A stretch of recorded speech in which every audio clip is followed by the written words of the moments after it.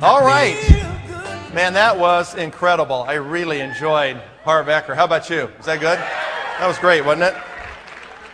You know, a lot of those things that he was saying in there, I know you've heard us say once or twice, and he just had that package so well where he put that in a great, flow of material. So I really appreciated that, and I think it was really a perfect lead-in for the next conversation that we're going to have right now. And for those of you that are here first time, brand new today, I want you to know that this might not mean as much to you as it will for those who have been here for 3 months or 6 months or a year. This presentation will mean a lot to those of you that have been here, a little bit longer. Because what you're going to see through the presentation perhaps are mistakes that you've made at certain points in your involvement in this business that you can now see what you could have done, and you won't make those mistakes again. And what will happen for those of you that have been involved for a little while is you're going to be able to dramatically accelerate your business. You really will, because it's going to give you a different glimpse and a different view of what you're capable of accomplishing. So what we're going to do is I'm going to ask you, first off, I want all the cell phones in the room off. And I've been disappointed that I've heard quite a few of those ringing yesterday and today, and I don't want to hear them. I don't want to hear them at all, okay? You're only here for a few hours, and I'm going to ask everybody in this room to pump up for 90 minutes, okay? It's going to be 5 o'clock before you're gone, and you might want to rearrange something, a ride, a flight, or something, because this is going to be really important information for you to hear. If you want to know really how to make the kind of money that people like myself make, or Russ, or Dave, or Jeff, or Lon, or Dan, if you want to know how to do that, this is really the key. This is Network Marketing 301. This isn't 101. This is 301. This is like your third year of college, all right? So you need to really listen closely, and I'm going to challenge you to stay engaged in this conversation for the next 90 minutes. And about partway through this, I'm going to bring Lon up to give you a specific example right in front of your face today of what's going on in this particular concept of driving lines and finding lockers. And I'm going to use a couple of stories to make these points as I go through this today, so I want you to listen closely to that as well. All right, I want to talk before I get into driving lines about our mission. There has been some said and some thoughts spoken that, okay, we're so focused on our window of opportunity now that we seem to have lost our mission. That is not true at all right? Yes, the timing is different. Yes, we have gone through critical mass. Yes, we are now in the beginning stages of momentum. Yes, we will grow the company 10 times in the next 5 or 6 years right here in the United States. All of those things are true. It's all going to happen. And the talking about that and focusing on that does not mean that we have lost our way in terms of our guiding principles, our moral foundation underneath this, that we're here to change people's lives, that this technology is going to revolutionize the whole world of nutrition. That is all going to happen. And I think it's been said best in this conference that the only way that we can truly change the world is we have to recruit millions of people. We've got to have millions of people involved in this company as distributors. We've got to have millions involved as leaders. We can't do it, you guys. There is no physical way possible for us to scan 1 billion people on this planet without literally millions of leaders. Millions and millions and millions of leaders. Our 700 blue diamonds are not going to get the job done. That is not nearly enough. Not even close. And what you have to start to think about is this is different than anything that's ever happened, really, in network marketing. The biggest company is Amway at $5 billion or something. That is literally nothing compared to what this is going to accomplish. No one has ever been positioned like this. No one has ever had this kind of literally dominating technology like we have today. No one's ever had the capability or the credibility that we now possess with products and science and technology to go out there and really make this kind of a quantum leap. It's really like I told you on Thursday night about the fly buzzing against the window pane, trying to make a breakthrough, and it's utter futility. It's a strategy that will kill, as the story goes, right? We have to think differently. We have to realize that we are truly in a completely different spot than anyone has ever found themselves in the entire history of this industry. That's truly where we're at. And what the lucky thing is that we all have this structure, this compensation structure that allows us to maximize that whole situation that's never occurred before. We have this way to leverage that situation to success that no one's ever seen. This will literally break all the records. It'll be bigger. It's going to redefine what size and scope are in the network marketing arena and in the nutrition arena. We're going to do them both. We have to do them both. That's what goes together here. It's not one without the other. They're all one and the same. So I hope that that's clear. Let me bring up the first picture. Look at this guy. Actually, you guys want to do it, or maybe I'll do it. Okay, there we go. We got him. Okay. Now, I want you just to cut the head off and just look at the body. If you were just looking at the body, how old would this guy be? 25? Maybe 30? Looks pretty good. How about the next one? He's got some good company. Okay? There he is on the beach. Let's go to the next one. Check these abs out. That's pretty good, isn't it? How old do you think he is? 65? 70? We'll go to the next one. There it is. He's 80 years old. Does that look like most 80-year-olds that you know? That is completely different than most 80-year-olds that I know. Ken Dykewald talked about a revolution that's upon us here, that we're going to redefine the way people think about aging. What company do you think is going to do that? Okay? All right. How are we going to do that? How are we going to stay true to our mission unless we do this? I mean, do you want to age like this? Do you? I do.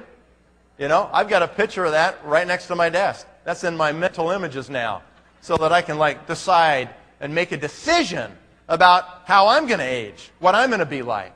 And I guess here's what my message is before getting into the meat of this thing on the money side. My message is regarding the mission. You have to live the mission. You have to do it. You cannot be out there smoking. It is totally incompatible with what we're doing, you guys, okay? Listen, I have a lot of empathy for anybody who has that habit right now. I can empathize with how difficult that might be to stop that habit. Everybody's got difficult things they have to overcome. Everybody does, okay? If that's your cross to bear, beat it. Stare it in the face, scream at it, kill it, get it gone, and get it out of your life. That's what you got to do. That's what Harv was just talking about. Become bigger than your problems. Change them. Rise above them. Get rid of them out of your life, because those will be the limiting factors that hold you back in your progression, not only in this business, but in your life. Think about the example that you're setting. Think about who's watching you. In this business, everybody's watching you, okay? So get better. Peel your back off the mattress. We only had 33 people that peeled their back off the mattress at 6 o'clock this morning. Some of you were there. Most of you were not. Where were you? What were you doing? What were you thinking about? Okay, next conference, we're going to do it again. I expect every single person to be there with your workout clothes on at 6 o'clock in the morning. It's going to happen. And it's going to happen every conference from here on out. So plan on it. Bring your workout clothes next time and get ready to go for it, right? You have to make these decisions, guys. If you want to be really successful, then you need to live the mission. You've got to be the mission. It's got to be embodied in you and what you think about and how you act in your own life. This is my life. This is what I live every day. Okay? I'm going to work out. I'm going to take care of my body. I'm going to take care of my nutrition. And I'm going to take care of my diet. Okay? And sometime, maybe at the next conference, we're going to do a full-blown intensive day on what you guys got to do to take care of your bodies, how you've got to eat in your life with your diet, and what you need to start getting serious about. And you can't really thank me, can you, for that dessert last night? Okay? I want you to know that that was not my order. My order was fruit only. Not the little fruit with the sticky, ugly thing, okay? It was the fruit only. The dinner was perfect. The dinner was perfect. Didn't you feel good after that dinner? Your stomach felt good. Your body felt good. You had energy. Okay? We'll have the dessert fixed next time. I promise you. And we'll have the breakfast fixed. It was perfect, except for all those fat-laden, white, stupid croissants. All right? There won't be any more of that next time. I can guarantee you. All right. That is who we are as a company. We are about total wellness. And we live it, and we are the examples, and we preach it, and we do it. And that's it. Okay, let's go to the next one. Where does the money come from? And I'm just going to hit the clicker here. I guess green means forward, right? Okay, good. I want to stop right there. You need to learn how to do what I'm going to show you right now. You need to take an 8.5 11 by sheet of paper, okay, and turn it sideways and be able to draw those two lines. Can everybody do that? Yes or yes? Okay? Draw those two lines. And you're going to see in a moment what that represents. These are the three parts of the compensation plan. How many times do you think I've drawn those lines on a piece of paper? Over 10,000 times. Over 10,000 times. And a lot of people said, wow, I'd be sick of doing that. That's right. Remember? Boring but rich. You remember that? Okay, that's exactly what we're talking about. You do it over and over and over again. And then when you're so sick of doing it, you do it again and again and again. And when you're so sick of drawing those lines right there that you want to barf, then you go barf and you do it again and again and again and again. That's how boring we're going to be. Okay? I stopped after I got into the 20 million circle and I just did the math. And I just figured out that it was worth $20,000 every time I drew those lines. How many times are you going to draw those lines? A lot, right? That's right. That's what you're going to do. And that's not a place you build a house. A lot. Okay, so let's go ahead and talk about this for just a moment right now. The front end of the plan is where we all started. Everybody in this room signed a distributor agreement at one point, became a distributor in the company, right? The middle part of the plan is where you become an executive. Everybody who is serious about this company must become an executive. You've got to move from distributor to executive, or moving across the screen to your right. So the next thing we're going to do is we're going to then duplicate those leaders. And what it looks like in the end is just like that with all these things. Who's got a laser pointer, actually? I probably actually need to have one of those. So if you got a good torch, grab one for me, okay? All right, so on the front end of the plan, as a distributor, you're going to make hundreds of dollars a month. Literally, that's what most people will make there, is $100, maybe $200, maybe $500 if they're really good. In the middle part of the plan, you're going to make thousands of dollars a month. In the back end of the plan, you're going to make tens of thousands, or if you're really good, hundreds of thousands of dollars a month. Now, when I first joined AT&T in one of my prior lives, what happened is that we used to get a new compensation plan. And I wasn't there very long because they really hosed us there, so I was gone pretty fast. But when I was at AT&T, what we'd do on the first day of the year when they actually came out with their new compensation plan for the sales guys at AT&T, we would literally get a conference room, go in that conference room, and one person would read it, and they would highlight any of the bonuses. We'd take big pieces of paper and pin them all over the walls, all the way around this room, and we'd write down all the bonuses and how much we had to do to get those bonuses for all the products that we had to sell. We would then stop and analyze it and say, okay, where do we get the greatest return for our effort? What's the message that AT&T is trying to send to us as their salespeople through this commission structure this year? They're sending us a signal. Which products do they want us to sell? We knew which ones those would be by the amount of commission they assigned to those. And the more commission, the more anxious they were for us to sell those products. So that's what we do. And we always made the most money because my team knew where the money was. If you don't know where the money is, you can't ever get there. You can't get the money if you don't know where it is. So where's the money in our plan? It's on the back end of the plan. Why are you doing this company, you guys? Are you doing it so you can have the bonus pool next month? Well, it's nice to get, but is that why you're doing this? No.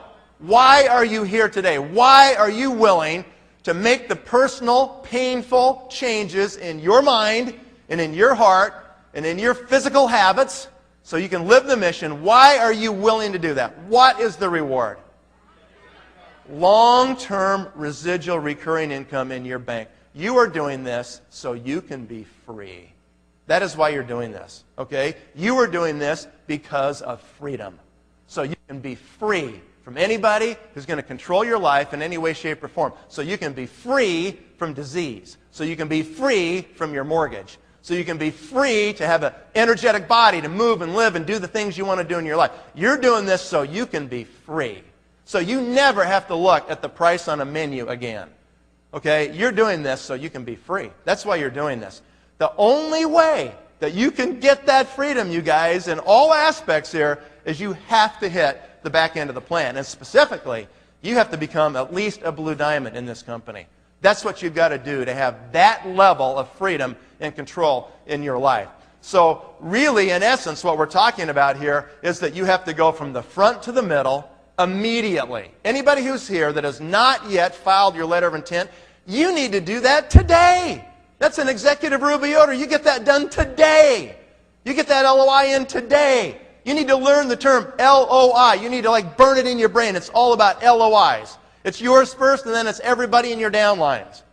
And so what you do is you move to the middle. And as soon as you become an executive, then what you're going to want to do is you're going to want to break people away from you. Now, some people say, why would I want to do that? I'm getting 9 to 15% when they're in my circle group. And if they break away, I only get 5. So why would I want to do it? It's not in my best interest to break them away. I'm just going to keep them under my own little wings. I won't even tell them they can become an executive.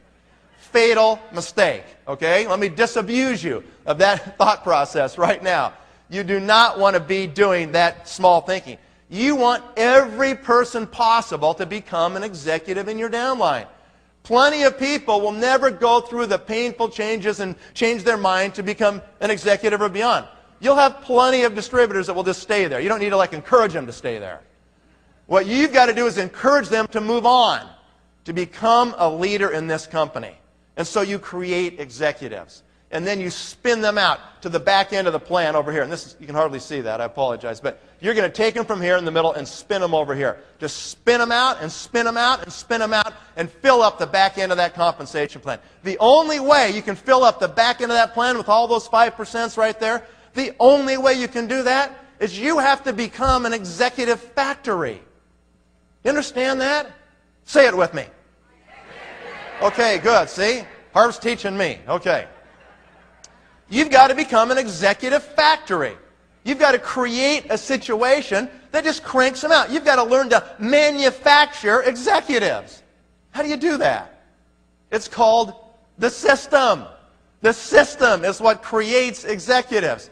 And the faster and cleaner you can teach the system, and don't put the barnacles on it, and don't change it, and don't slow it down going through the water. Let it glide. Let it be smooth. Don't change anything, right? Follow the system. That's all you have to do. And you will create executive after executive after executive. When we look at the commissions that come from doing this, they're significant, right? On the front end of the plan, let's just say, for grins, that you made $100,000 in a month. Okay, let's just say that you did that. And these slides are just mine. Okay, these aren't the company slides. I'll do the financial disclaimer right now, all right? These have not been sanitized through the sales prevention department. Okay? This is just the straight poop, you guys, okay? I'm telling it to you straight. I am not going to pull one single punch at all today. I'm going to hit you right between the eyes right now. You're going to know exactly what you've got to do to make it big in this company.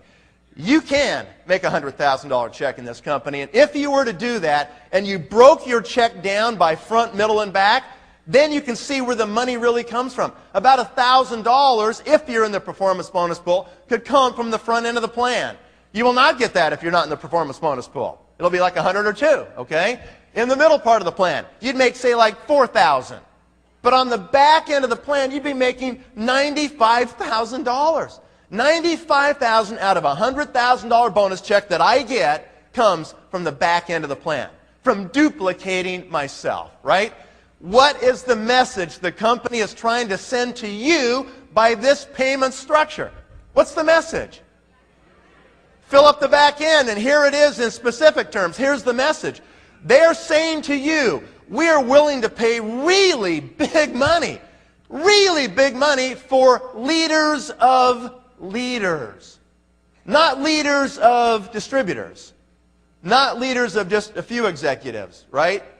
Leaders of leaders. You know, I've got racehorses in Kentucky. I like those thoroughbred ponies, okay? And the racehorses have a different level of success too. The most successful sires in the thoroughbred industry are the sires of sires. You know what that means? That means that the horse went to the track and won good money on the track. And then he went out and he got sold to be a stud. And as a stud, he produced other runners, and that's good too. But the ultimate is for that stud to go out and produce other studs that produce runners and pass on that gene blueprint through his whole progeny. That's what you have to do here. You've got to pass that blueprint on through your whole progeny in this business. Okay, you've got to become a leader of leaders. It can't just be a leader of some executives. They've got to then replicate it again and create other leaders. Do you see that? That's the difference. That's what you've got to do. And so become an executive factory, folks. Be thinking all the time in your mind about how many LOIs do you have this month. You should know that number. You ought to call your account executive every month and say, what's my total number of LOIs in my pay line? Find out. Be tracking that. Not just frontline, but I'm talking all the way down through your 6 generations. In times in my business when we've really grown and made huge impact, I think back to 1989 and 1990 when I started in the business. When we really got traction, it was 200 and 300 and 400 LOIs a month. Am I right, Dave? 200 or 300 or 400 LOIs a month was happening, guys. When you have that many people that are inserting themselves and going for leadership, and about 50% of them complete the process, you're breaking 200, 150 executives a month? If those executives are doing 3,000 a month in volume, what have you added?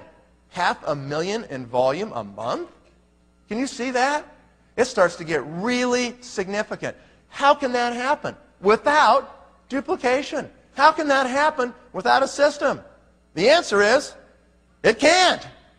The only way, I hope you're listening to me, the only way you can actually make that happen is you've got to have a simple, duplicatable system. And you've got to follow that system. And you've got to teach that to your people. You've got to demand of them that they become leaders. You've got to give them assignments. You've got to say your goal is to, you and your 4 or 5 guys, you get 5 LOIs this month. Break it out. Parcel it out among your front line. Give them assignments every month. People need to be told exactly what to do. They've never done this before. They don't know what to do exactly. Go tell them. All right, when I started with Kenton, I said, Kenton, I want 15 people on the phone, and I want them on the phone in 3 hours. Okay? We didn't wait around. We started right now. Okay? We're not going to wait. All right, so that is what you've got to do. Now, let's just go to this next slide right here. If your goal is to be successful, then what do you have to do? I mean, it's right on the screen here. You want to really make money in this company, guys? Okay, if you really want to make money, you've got to be a blue diamond. You've got to do that part. That's $40,000 to $45,000 a month. That's over $500,000 a year. You've got to be a blue diamond, and then naturally, most blue diamonds will progress to Team Elite. Why not? It's kind of like right there, and you might as well go get it. So that's what happens. Let me show you how this money works on the back end of this plan. On the front level, you are going to have 12 executives, aren't you? You have to be a blue diamond. You're going to have 12 executives. And let's put another 3,000 up there. We can see on the second column here. 3,000 in what? Group volume. Now, the average volume worldwide for executive groups in the whole world in this company is about $4,000 a month. About 4,000 points. Okay? So I am not at even the average. I am being a little more conservative here. So we're going to say they all do 3,000. They do the bare minimum they have to do to get 5% on their groups. Okay? So let's just go with the bare minimum. They have to do 3,000. 12 groups doing 3,000 is 36,000 in total volume on your first level of breakaway executives. And you're going to get 5%, right? Where did that 5% come from? Anybody know? Where did it come from? Right here. It's that top one right there. And I don't know if you can see that or not. That top one right there is where that 5% comes from. Okay? Those of you that are brand new, just hang in there. Okay? You're going to see how this works. So that's your first level. Now, here's what happens. On your second level, you're going to eventually end up with 24 executive groups on your second generation of leaders, of executives. How does that happen? Does it happen where somebody goes out there and they always get 2 people each and then the next get 2? I can't stand these multi-level guys that go on their little presentations and stand up in front of the room and go, and 2 times 2 is 4, it's 8, it's 16, it's 32, it's 64. It never works like that. Ever. Don't ever count on that. That is not how it happens. Let me tell you exactly how this happens. One of these 12 right here at the very top, one of those 12 on your front line will want to become a blue diamond themselves. That's what will happen. 1 out of the 12 will become a blue diamond themselves. They all by themselves will get half of those 24 people on the second level. They'll get half of them. They have to be a blue diamond, right? And some will get 6, and some will get 3, and some will get 2, and some won't get any. They'll just kind of stay there as executives, and they'll stay there a long time. I've got a guy in Denver, Colorado that I've never even met who's an executive on my front line, and he buys $500 of Nutriol every month. Every month. He's got a little hair salon, $500 a month, and he does like $3,200, $3,800 a month every month. He's done it for like 15 years. Okay? He was down line 4 or 5 levels, and he eventually just kind of rolled up, and that's what's that. That's there. Okay? Some people will just stay there. That's just the way it is. That's okay. That's volume. We'll take that every month, right? Half of those come from one good person on your front line. Okay, so the net result is you end up with 24 executives on your second level. 24 executives doing 3,000 each in volume is 72,000 in total group volume times 5%, which is that second 5% number we had, just down below, is $3,600 in a month, right? You got to stop and look at those two and say, you are kidding me. I become a blue diamond. I did all that work for $5,400 a month or whatever. No, you're still getting paid in the middle. You're still getting paid on the front. You're just now accumulating permanent income. The front is temporary. The middle is temporary. The back is permanent. You want permanent income? You got to get to the back. You got to fill up the back end of the compensation plan. All right? So that's the second level. And let's just kind of run this out so you can see how it works. On the third level, over time, you will have 48 groups, executives. 3,000 each is 144,000, 7,200 on that level. On the fourth level, you're going to have 96 groups. On the fifth level, you're going to have 192 groups. And on the sixth level alone, you're going to have 384 groups of executives. And you think to yourself, that's impossible. I don't even know 384 people, let alone executives, right? You don't have to know them. You don't know those people yet. They haven't come into your life yet. But they will. From the people you know, who know people, you're going to create those groups of people. So on your sixth level, guys, look at the volume and look at the commission. Commission is $57,600 on the sixth level alone. Notice that every succeeding level is worth as much money as all the previous levels combined. Did you notice that? The sixth level alone is worth more money than the previous 5 levels combined. That's why my sponsor, Craig Tillotson, says that a 6-level comp plan is like a license to print money. That's exactly true, right? You can literally print money with a 6-level compensation structure. Your total commission would be $113,400 a month. If you do this, that's what you get. Have people made more than that? Absolutely. I'm making more than that every month. Okay? Have people made less than that? Absolutely, right? We'll talk about that in just a second. Before that, I want to put a red line in here. Okay, what's that red line mean? This is to illustrate for everybody in this room the difference between a 3-level pay plan and a 6th-generation pay plan. There's a little company not far from here called Herbalife. And Herbalife has a 3-level breakaway compensation plan. Yes, they do have other bonuses, some infinity bonuses and things, to be fair to the compensation comparison. But I want to show you the real difference here. You want to talk about not bonuses, but permanent income? You want to talk about that? Let's talk about the real stuff. Permanent income, okay? They pay 5%, 3 generations deep of executives. In that compensation plan, if you built the exact same downline structure I'm showing you right here, the exact same, you would make about $13,000 a month instead of $113,000 a month. Because somebody just stops you right there and says, sorry, that's all we pay. You can't reach any of that down there. Now, some people say, well, why couldn't we get paid 7 levels or 8, you know? Well, the company's got to make a profit and stay in business, right? If people come to you and say, we pay to infinity, go, no, you don't. Yes, we do. We pay to infinity. No, you don't. You can't pay to infinity. You will go bankrupt, right? If we paid 20 levels deep at 5%, how much is that? 100% of all the money that came in the company, how do they live? They can't. No one pays to infinity. You understand that? It's impossible. They'll be bankrupt. Okay, so now that we're straight on that, some companies like Amway pays 3 levels, but they pay 3%, 2% on the second level, and 0.5% on the third level. Is that a hose job or what? If you are going to go through the trouble to put yourself into this very challenging environment called Pharmanex and network marketing, if you're going to go through the personal growth and stare it in the face, have the courage to say, I am going to change. Because that's what it's going to take for you to change to be successful in this opportunity. If you're going to go through that much effort and that much trouble, wouldn't you want to be in a place where you can really get paid? Sure you would. And this company pays it out, you guys.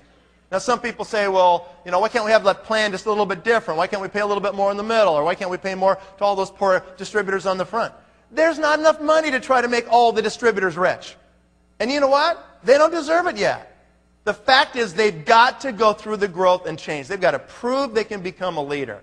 And this plan has proven itself over time to be the most lucrative dynamic plan ever in the history of this industry. Period, you guys. You are in the perfect place to make this thing happen and make it happen for yourself. All right, now let's go ahead to the next slide. You might recognize some of these average incomes right here, right? You can see all the way down from gold to lapis to ruby, emerald, diamond, blue diamond, and team elite across the top. And you can see that if you're a blue diamond last year, in the United States, actually 2004 numbers, you made $528,000, right? And how much is that? About $45,000 a month. Is that worth it? You think it's worth it to be a blue diamond? Okay. Yeah, it's worth it, believe me. And it can get a lot better than that. I got a question for you. $45,000 a month as a blue diamond is a far cry from $113,400 a month that I just showed you on the previous slide. So what gives? Was I lying then or am I lying now? Neither. I'm not lying at all. Okay? How come they're so different? This is an important question for everybody in this room. We publish the numbers. Okay, somebody just said the back end is not full yet. That's true. How long does it take to fully mature a 6th-generation breakaway compensation plan? Is it a lot of work to fully mature it? How long does it take for you to find all your 12? And then for them to dive in and find their 4, 5, 12, 6, 8, whatever it is, or none. Or have those third-level people find their people, and the fourth find theirs, and the fifth find theirs, and the sixth find theirs. How long does it take to fully mature a 6th-level compensation plan? I think it's about 10 years. I think it's about 10 years to fully mature it. That's just the average, guys. Some blue diamonds and team elites are making a lot more than that. There's a whole bunch of them making a lot less than that, right? That's just the average right there. You understand that? It's just time. It just takes some time for you to mature this. Now, we're going to teach you some principles in just a second here about driving these lines and how that will help you to solidify, to fill out these levels in a way that you probably would have never filled them out as quickly as this. So we're going to jump into that here in just a second so you can see. I want you to understand clearly what it takes to make $10,000 a month. Let's kind of back up. Now that I've given you this big global picture, let's come right down to your life, to your chair where you're sitting right now. Okay, you're brand new or you've been in the business a few months. You are hoping to make $10,000. Maybe that's your first waypoint. For some of you, it's probably 5. Make 5,000, you're going to feel really good about yourself and go, okay, I'm survivable, and now I can keep moving on. I want to start at 10. Okay? What does it take for you to make $10,000 per month in this company? And I'm not talking about all the extra stuff. I'm talking permanent income, $10,000 a month. How many people's lives would change if you knew you had $10,000 a month coming in your mailbox every month, no matter what? How would that be? How would that change your life? Visualize that. Think about that. That's nice. That's very significant. It's not easy to do.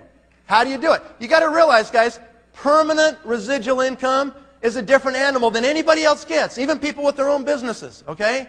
They've still got to show up. They've got to manage those employees, right? Because nobody cares about it like them. How do you create permanent residual income? It's a really rare, unique kind of income to get. So few people in this world ever get that kind of income. They don't even really know what it means. And they don't even believe it because they just can't imagine it, that it could actually just keep coming in. You know? That's what they don't get. This is way different than virtually what you can get any place. And it's really difficult to create it, but once you have it, it's really solid and it's really amazing.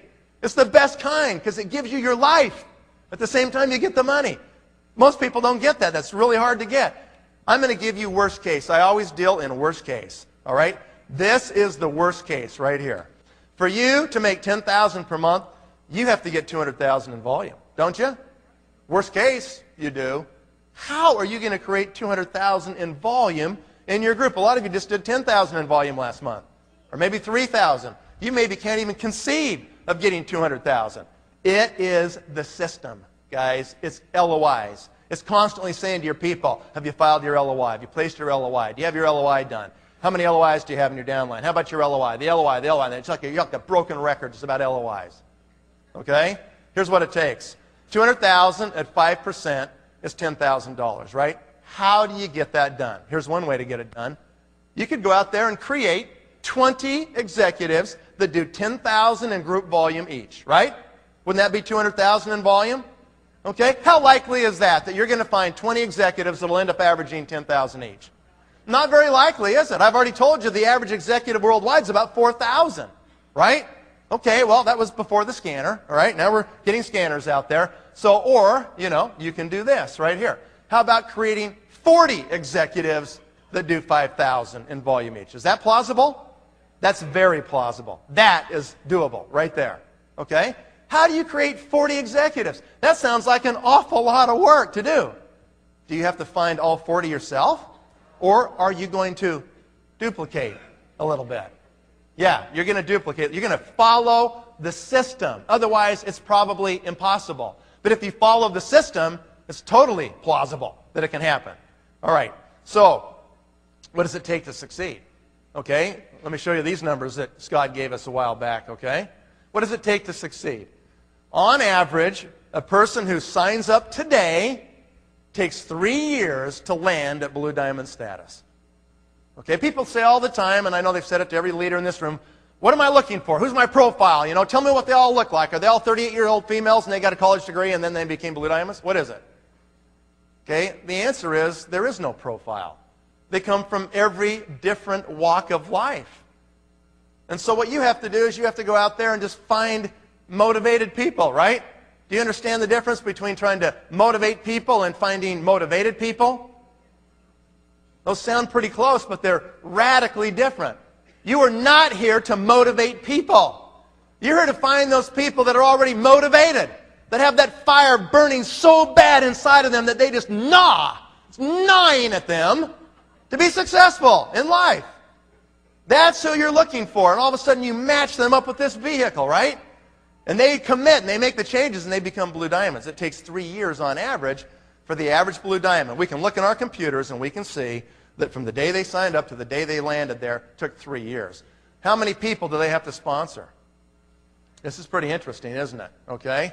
On average, the average Blue Diamond sponsors 151 distributors personally on their front line. 151! That's incredible, isn't it? How many weeks are in a year? That's on the screen. How many? 52. How many weeks in 3 years? It's on the screen, okay? There's 156 weeks in 3 years. So on average, the average Blue Diamond sponsored about one person a week, every week, for approximately 3 years. Are you willing to do that? Do you know why people don't make Blue Diamond status? Because they won't do that. Is it worth it to talk to enough people that you can sponsor a person a week and do that for the next 3 years? Is it worth it to do that for the next 3 years and then maybe 5 years once you're there to solidify it and build it bigger to average $45,000 a month? What else are you going to do in the next 5 years that you could have $45,000 a month of permanent residual income? Seriously. Tell me what it is, you guys. It's not real estate. Believe me, I did that one too. Doesn't work like that. You go close a deal, you're unemployed till the next closing. You try to close another one, you close it, and you get some money, and you're unemployed till the next one. Constant process of being unemployed till the next one. If you ever stop, it's over. Permanent residual income is really unique. Very difficult to find a vehicle that can even give that to you. And you're sitting in it. You're right here. I hope this is not lost on you. I hope you understand what it takes. So, just to summarize on the slide, That's it. How do you do that? Eric said it this morning. Talk to 3 new people every day. Do the 3-foot rule. Anybody who clips your fingertips, you're talking to them. All right? Walk and talk, smile and dial. That's all you got to do, right? Just keep talking to people. Like Russ said, when the phone's off the hook, you're in business, right? I say if your mouth's closed, you're out of business. Your business is closed. Your mouth's open, it's going like this, your business is open. We're paid to talk to people. We are paid to recruit. You should spend 90% of your time in the first several years recruiting. And don't worry about the ones who leave because you can't make it the right time for them. Most of the reasons people quit our company have nothing to do with our company. Did you hear me? Most of the reasons people drop out of our business have absolutely zero to do with our business. So don't take that personal. Don't worry about that. You're looking for motivated people. You're looking for people that it's the right time in their life. Something has changed in their life. And all of a sudden, they're ready. They're sick and tired of being sick and tired. It's gnawing in their gut. They're looking, they're open, and they want it, and they're going to do it. All right, so what's a power line? Anybody know what a power line is? This is not one of those big lines on that tower suspended behind your house. Okay? There's a different kind of power line. What is a power line? Okay? A power line is this. Here's the definition right here. It's one leg of your business that runs to over 10 levels deep of executives, ultimately with blue diamond on top of blue diamond on top of blue diamond all the way down that line. That is a power line. If you can learn how to develop power lines, you can get really rich in this company. This is a technique, and it's a technique that dovetails, it kind of interacts with 2 really key parts of our compensation plan. And these key parts are ingenious. On the surface, most people look at it and say, that seems a little tough. These are the 2 key components that really move people, that really motivate them, and you need to understand them. And most of you have never understood this part, and you've got to listen close, and you've got to write down these notes today as we go through this. Let me tell you what's happened to me with these power lines, okay? What's a power line worth? 1 power line. I had a lot of people come to me last night and said, you know, what does it take to really be successful? How many people are you talking about? 1. All you need is 1 really great person. That's all you need. You know, what if you would have sponsored Dan McCormick? Would you like to do that? What if you would have sponsored Lon Wardrop? What if you would have sponsored Peter and Carew Bannister? Okay? I mean, just for example's sake, there's a whole bunch in the room we could say that about, right? It just takes 1 really good person, you guys. You want to know the reality of it? Let me give you the straight facts here. The reality is most team elites and blue diamonds in this company have 1 power line. They've got 1 line that just took off and has made them their money, made them millions of dollars. That's the truth of it. If they have 2 power lines, they're really lucky. And you know why that is? Because most blue diamonds had no prior network marketing experience. They didn't know what to do, and they weren't that great at recruiting or presenting in the beginning. And what they did is they just slammed them against the wall. 1 a week. Wham! Will he stick? Boom! Went to the floor. Grab the next one. Wham! Will he stick? Boom! That guy went to the floor. Next one. Wham! Will he stick? Boom! He went. Oh. Next one. Wham! Oh, that guy's stuck. What do you know? That guy's scrambling up the wall. He's fighting, you know? And so it's just sheer numbers, isn't it? Sure it is. It's will they stick or not, and so they just plow through the numbers. They're really good recruiters. And maybe that's the best thing we can say to everybody here is just look at the numbers. Maybe that's what it's going to take for you.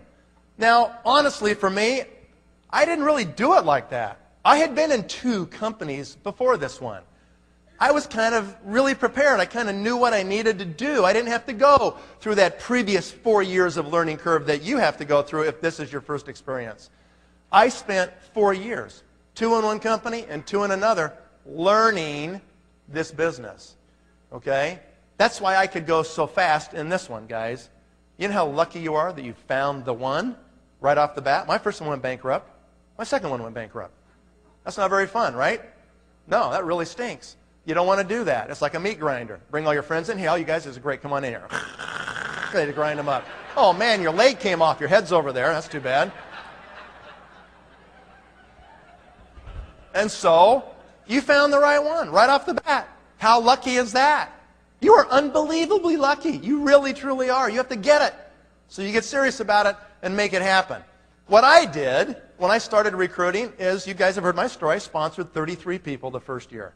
33. That's a little less than one a week, isn't it? That's one about every week and a half.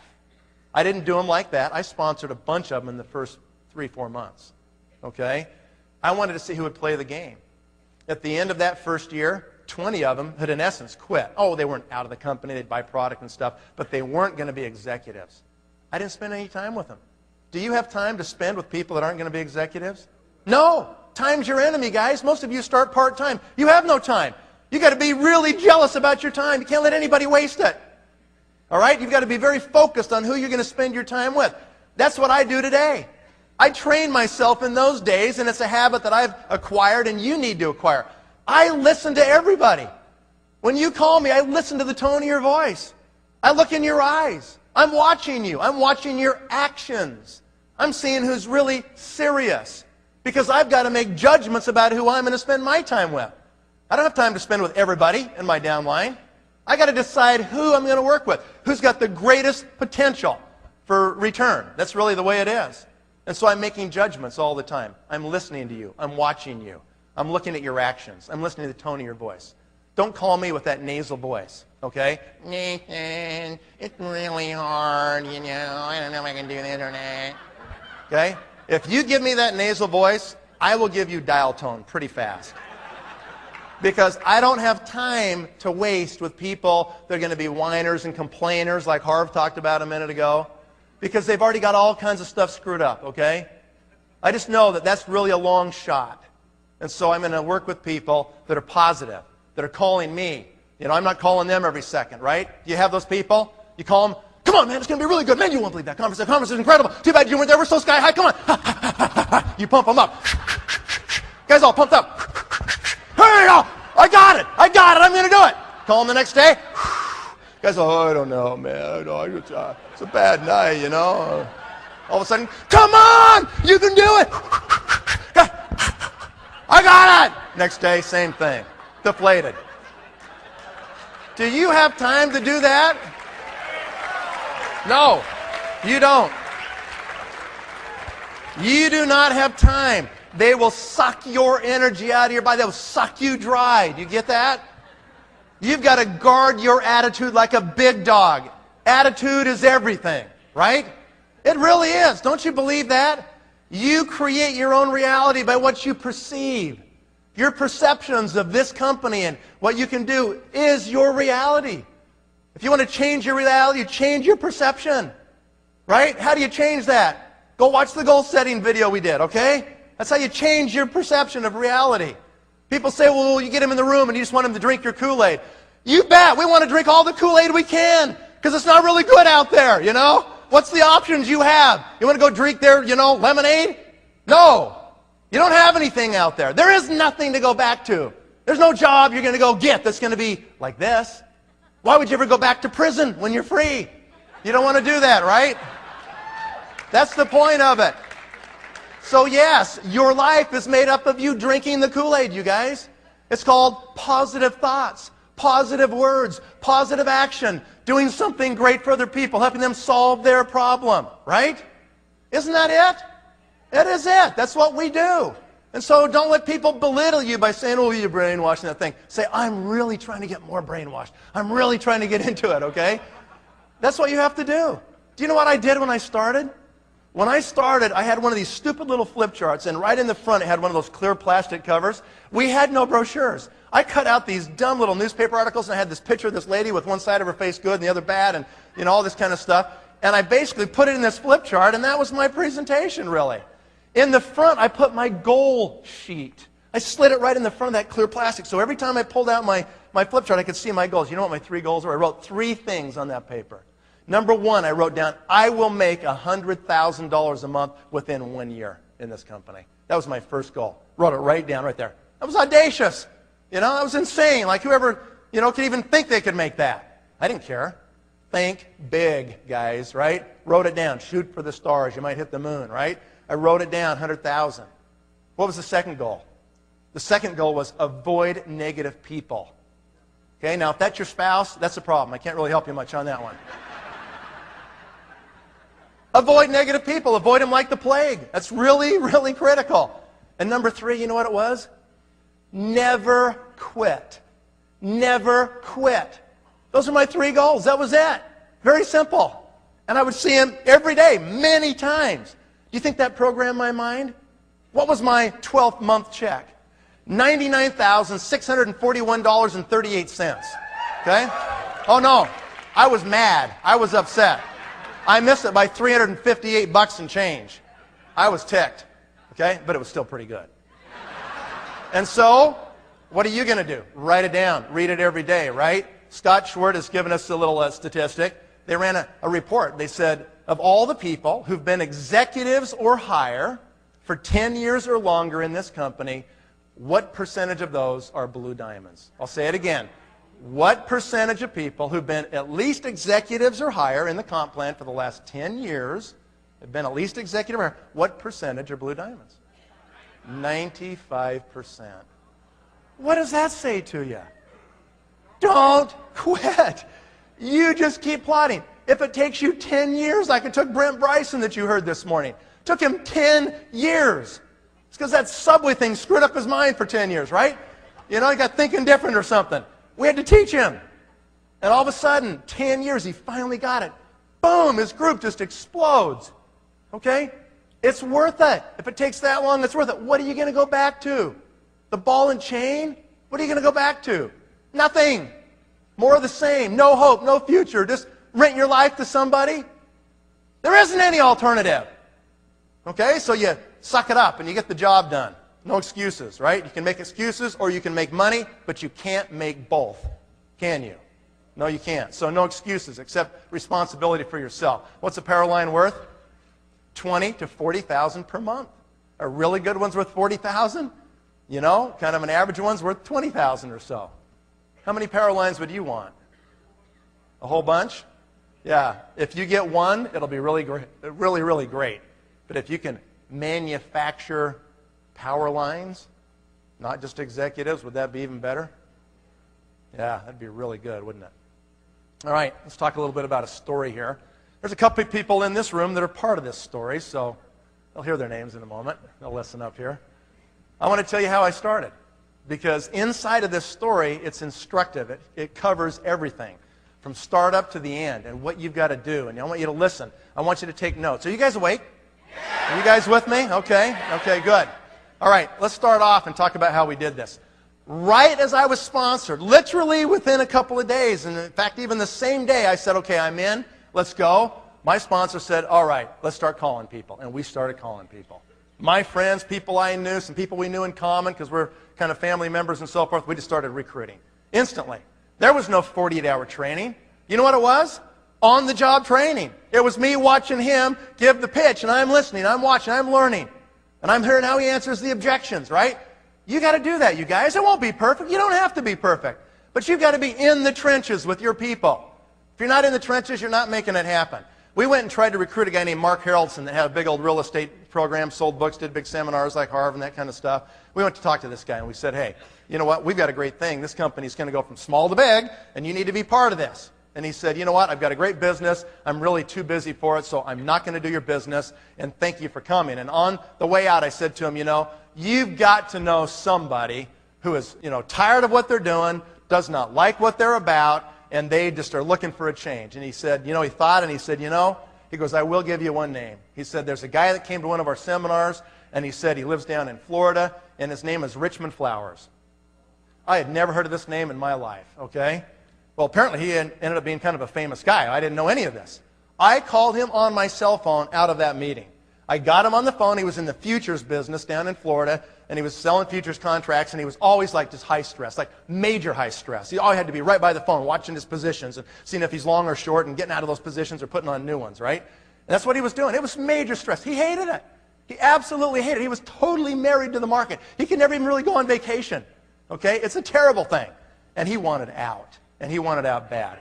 I get this guy on the phone. I said, Richmond, he said, you don't know me. My name's Nathan Ricks. I said, I just met with this person in Salt Lake City who gave me your name.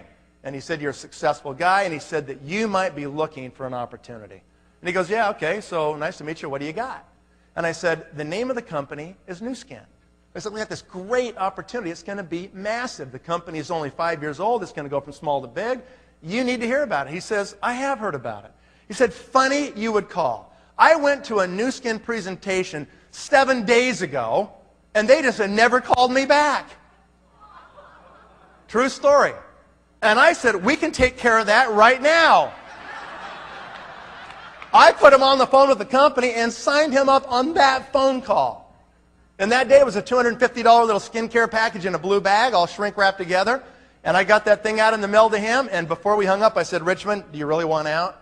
I said, listen, I just started this thing, but I am dead serious. I am going to kill this thing. I said, I'm looking for my leaders. I said, are you serious? I got to know, because I'm not going to waste my time with you if you're not serious. I said, if you're really serious, can you guys hear my posture? I'm not going, oh, will you do it? I mean, would you consider working with me?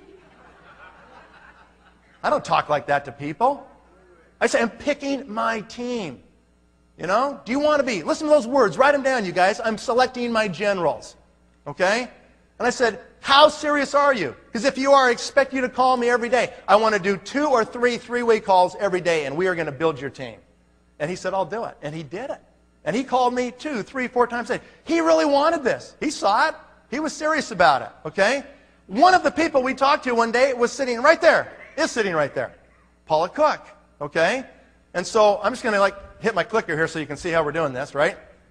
Okay, so we got Richmond. There he is, right there. And we start calling his people. We called people all over Tennessee and all over Alabama where he grew up, Dothan, Alabama, and people he knew in the futures business all over the place. And Paula was an interesting person that Richmond actually knew, okay? And Paula was working for this really great airline called Eastern Airlines, okay?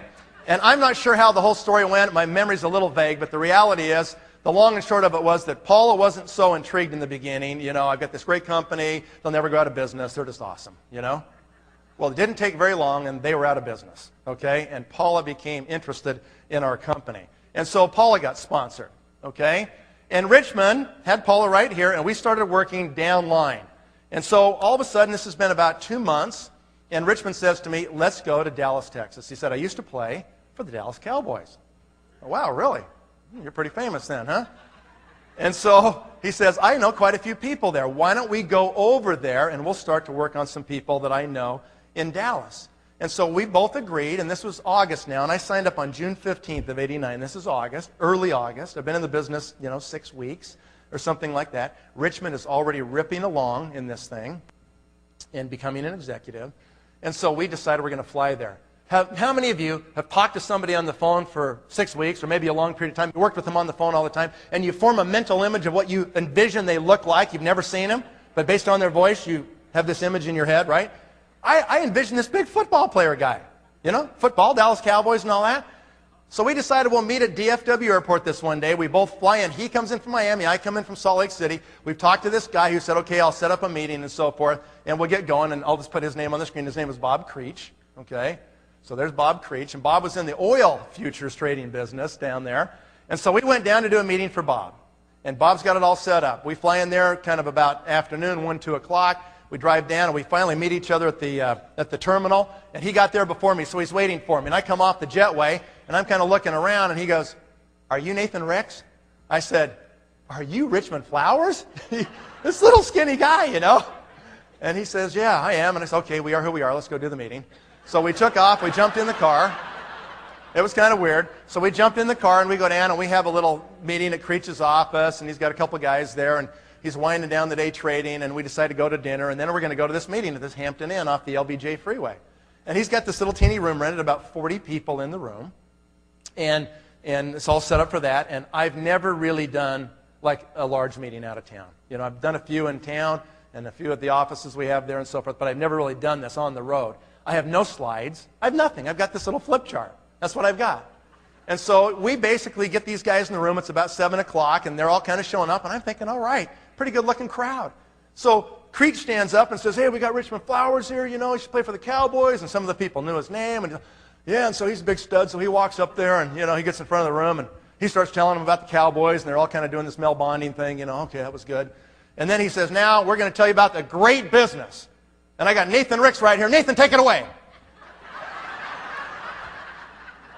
And so I'm thinking, oh, okay. So I jump up and I go, man, I'm really excited to be here. We're going to tell you about the hottest thing you've probably ever seen in your life. And I pull out my flip chart and I'm literally walking around the room like this. I'm showing people. I see that, see this, you know? Look how cool this is. And look at this lady's face and all this stuff, you know? And then here's the compensation plan. And it was about 30 minutes and it was getting pretty old. I was terrible. It stunk. And these guys are looking around like, when is this going to be over? They're looking at their watches like, well, Richmond is back there talking to a couple of guys, and all of a sudden he figures out what's going on. Why are these guys looking at their watches so much, besides it's a terrible presentation? And he figures out, because they invited him to go, that Creech didn't invite far enough in front of the meeting, and so kind of the last minute he remembered we were coming, and so he told all these guys he'd buy them drinks after the meeting if they all just showed up. So they were really there to get drunk, not really to listen to us. Richmond can be a little hot-headed, okay? He explodes. I mean, he is really furious. He basically drags Creech and throws him through the galleyway doors like these that go into the back kitchen here. And he's got him pinned against the wall back there. And I think he's going to hit him. I'm not quite sure what he's going to do to this guy. And he is hot. He goes, you have me fly all the way over from Miami? You have Nathan fly down from Utah and you just tell these guys to show up so you can get them drunk? I mean, he was literally, I thought, going to pop the guy. And Creech is basically freaked out, and he's saying, okay, listen, I can fix all this. It's okay, Richmond. He says, I know Danny White. I know Danny White from the Dallas Cowboys, and we can get a meeting with him tomorrow. Richmond's a cowboy. He kind of like, okay, all right, and he kind of lets him go. I'm thinking, oh, good, altercation over. This is good. And he says, okay, but you better set it up. Creech goes, I will. I'll set it up. Don't worry. So meeting's over. We go back to the room. We're talking. We actually recruited a guy in the elevator on the way up who became an executive. Okay? 3-foot rule, man. They clip our hands. We're talking to anybody. And so we have this conversation that night. We go to bed. Sure enough, about 8:30 or so, my phone rings. Richmond goes, okay, we got it. It's all set up. Creech will be here in a half hour. Be ready to go. We're going to go see Danny White. I'm like, I've seen him on TV, you know? This guy's all pro. This is a big deal. I'm really pumped. I played little football in my day, so I'm really excited about this. I can't quite believe it's happening. And so we get in the car and we drive about an hour. His office is in McKinney, Texas, about an hour outside of Dallas, right? So we're driving way up there. We get to his office, it's 10 o'clock meeting, and we walk in and, you know, there's like trophies everywhere. There's Dallas Cowboys stuff everywhere. I am like really juiced. I'm thinking, this is great. They finally let us in his office. The whole wall is a mural of him, you know, throwing the ball. I mean, it's like huge. More trophies, everything. And he goes, how you doing? I'm Danny White, you know? I'm just like, I'm starstruck. I can't even believe it. And he and Richmond kind of do the cowboy thing, and they're kind of like, yeah, I played here. I did that. They're doing that Mel Bonding thing, you know? I'm just kind of sitting back there like this, watching this. Oh, man, this is really cool. And so finally they sit us down around this table, and there's 4 places right there. Creech, Richmond, myself, and Danny White from the Dallas Cowboys. And Richmond finally says, you know, we've got this incredible thing. Nathan, take it away.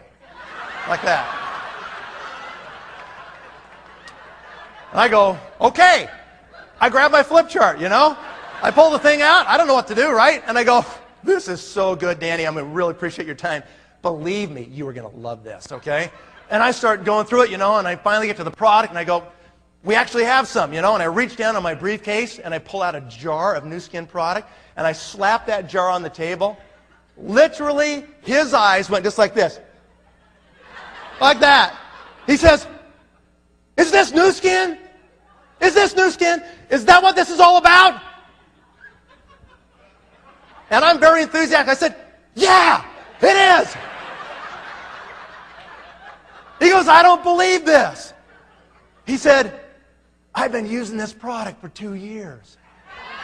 Kind of like he didn't want anybody to know, you know? I've been using this for 2 years. This neighbor lady down the street sells it to my wife. I've been taking it, putting it on, you know? I can't believe it. I'm like, you got to be kidding me. No way. You know, that's incredible luck, right? And I said, well, he goes, I never knew there was a business with this. And I said, yeah, there is, you know. He goes, well, yeah, I probably would be interested. I said, we can take care of that right now. We signed him up right there in the room, okay? I was so excited. I walk out of his office. I feel like I'm walking 3 feet off the ground. I don't even need an airplane to go home. I'm just like, I can't even believe it. I said, I called my wife as soon as we got in the rental car. We're driving back to the airport. I said, honey, you won't believe it. You won't believe it. She goes, what? Calm down. What? I said, we just signed up Danny White. Who's that? Honey, he's the all-pro quarterback for the Dallas Cowboys. I said, we're going to own Texas. This will be incredible. Right before we left, I said, now, Danny, listen. Here's what we got to do. I'm going to call you tomorrow. All you got to do is put like 2 people a day on the phone with me. I'm going to call you, and you just put them on the phone, and you just listen, and I'll talk to them, just like we did with you. We're going to sign them up. He goes, okay, I can do that. He's got a game coming up Sunday, And I'm like, okay, we're going to do this. And he is agreeable. He's kind of like, all right, I'll try to do this. I called him the next day. Sure enough, I got right through. He puts me on to this guy named Buck somebody. I forget his last name now. And we talked to this guy. He's an insurance agent. And he goes, I'm in. Danny, if you're doing it, I'm in. Then he goes, you got to be part of my new team. N-U, new team. Ha ha. Right? He goes, all right, good. And so we did it.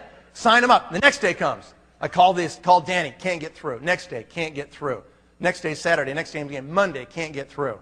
Tuesday, I finally get him on the phone. I said, Danny. I said, man, it's been like almost a week, I said, I got to talk to you every day. We got to be talking to your people now. This thing's happening, man. You can own Texas. Let's go. And he says, well, I had a game and everything, I'm a little bit busy, And I can kind of sense that he's just put off a little bit because I'm being a little aggressive. And I finally just said, you know what? I said, let me do this. Let me come down a week from Thursday. I'll come down there. You just get like 10 or 15 people in your office. Instead of me bugging you every day, we'll just do it like that. I'll come down periodically. We'll just get you started. We'll get some people going, right? And he goes, okay, we'll do that. So a few days goes by. I call him, and I called him back on the Tuesday before. And I said, I'm coming down, right? You got your people. He goes, yeah, talk to a few people. Don't worry. I'll have people here, and, I'm looking forward to seeing you again. And, all right, great. We'll see you then. He's been a little hard to get a hold of. He's a little flaky, right? So I'm hedging my bets. I can't afford any of this stuff. I'm just barely started, but, he's the Dallas Cowboy quarterback, right? So I think I better go. So I set up a meeting in Fort Worth, a luncheon, before his 5 o'clock evening meeting at his office. I fly in on Thursday. I get the rental car. I go to the luncheon. It's awesome. We have like 30 people there. We sign up virtually every guest, almost every one of them. We're back there signing people up. It takes till about 3 o'clock before we're all done. I say goodbye. I jump in my car, down the LBJ, up to McKinney. I'm on the way. I'm on the LBJ. I call him on my phone. Said, Danny, I just left the luncheon, man. It went great. Incredible. I'm going to be there in about an hour. And he goes, Nathan? He goes, shoot. Is it Thursday? I said, yeah, it's Thursday, Danny. Remember? We talked like 2 days ago, right? He goes, Nate. He goes, really? He goes, I don't have anybody coming. He goes, He goes, I've blown it, man. He goes, I'm sorry, but you don't even need to drive up here because nobody's going to be here. I mean, I'm really ticked, I'm thinking, what do you mean you forgot? How could you forget about this? I just talked to you 2 days ago. He goes, I know, but he goes, I am kind of busy too, I said, Danny, this is really bad. I said, I just started in this deal, man. I don't got this kind of time to waste this kind of money. I can't even afford these plane tickets. I'm doing this for you. We can get this thing going for you, So when you're done playing football, you'll have something, man. I'm talking to him like this because I get it. I believe it, right?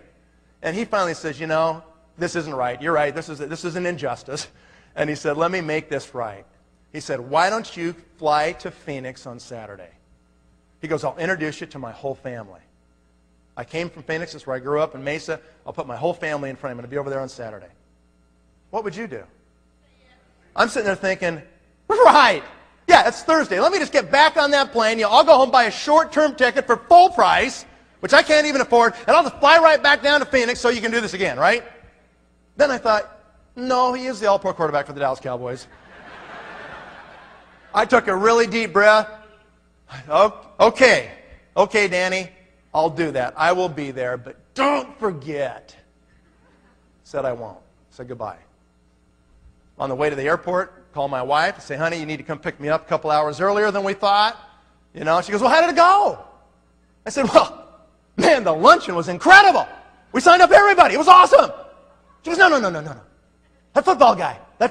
How did it go with that football guy? I said, he forgot. She says, you are kidding. He forgot? No way. I said, but it's okay, honey, because I'm going to fly to Phoenix on Saturday. He's going to put me in front of his whole family. We're going to get them all. My wife says, are you crazy? You know, forget this guy. We don't have that kind of money to be messing around. Don't you get it? He's not going to do it. I said, honey, it's hard enough, please. Just a little moral support, okay? Just a little bit. Friday, and Scott Short will remember this. Friday, I drive down to Provo from Salt Lake, and I go to the old warehouse that's in the cow pasture next to the railroad tracks by the freeway. Remember that one? Had the garage door that went up, okay? And I load up. I'm loaded for bear. I say to myself, I am going to make this trip pay for itself. I buy 3 skincare kits and 1 hair fitness kit, and I got my blue bags with the product stuffed in them, and I am loaded for bear. I'm going to get this thing, right? I buy this really expensive ticket, and I get on the airplane. I fly to Arizona. I've never been there in my life. I fly to Phoenix, get a rental car. I get the map. I find out where Mesa is. I drive out to Mesa. I'm supposed to be there at noon. All the family's going to be there at noon, right? I get out there, and I drive down this street in front of the house where I'm supposed to be, I think. It's about 1:45, and there's not one car on the street. Nothing.